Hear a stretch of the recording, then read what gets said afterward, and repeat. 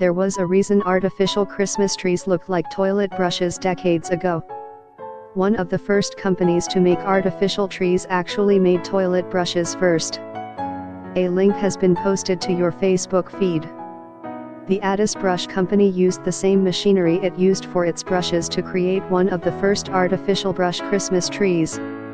Addis got a patent for its silver pine tree in 1950. My family had a toilet brush tree in the late 1970s and 1980s. Every December, we'd form an assembly line from the attic to the living room, hoisting garbage bags filled with toilet brush-shaped branches from our attic. The branches were coded at the end by color, and like a puzzle, we'd assemble our tree branch by branch into a wood pole with holes carved in it. Luckily, artificial trees have changed dramatically in the last 60 years. They've changed so much, in fact, don't call them artificial in a garden center or nursery. The preferred terminology is lifelike.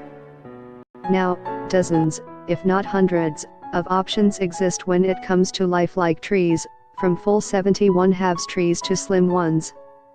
There are spruce, fir, and pine trees.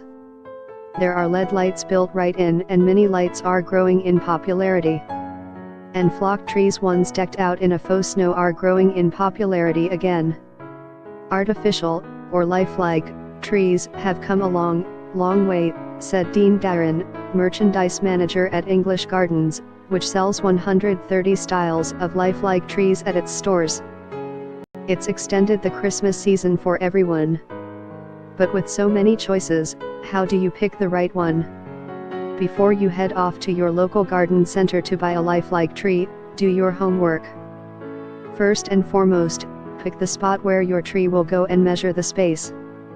The one thing you need to do is measure your space and know your ceiling height, says Chris McDonald, the Christmas buyer at Ray Wiegand's nursery on Romeo Plank in Macomb Township, which sells approximately 1,500 lifelike trees every season and has more than 100 options.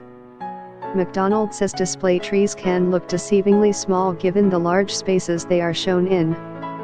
I can't tell you how many trees people come in and buy, then they get them home, have set them up, just to realize they're too big, he said.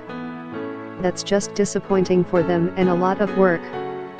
90% of the homes in Metro Detroit have 8-foot ceilings, so a 71/2-foot tree which is measured in a stand would be the proper height, said Darren of English Gardens.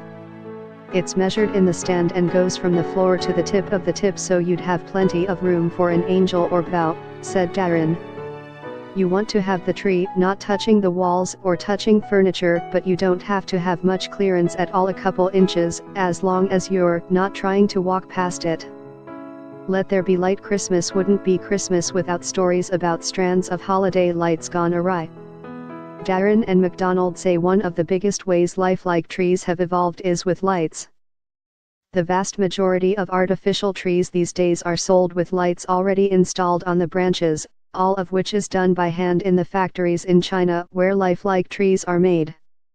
And the days of one bad light bulb dooming an entire strand are gone.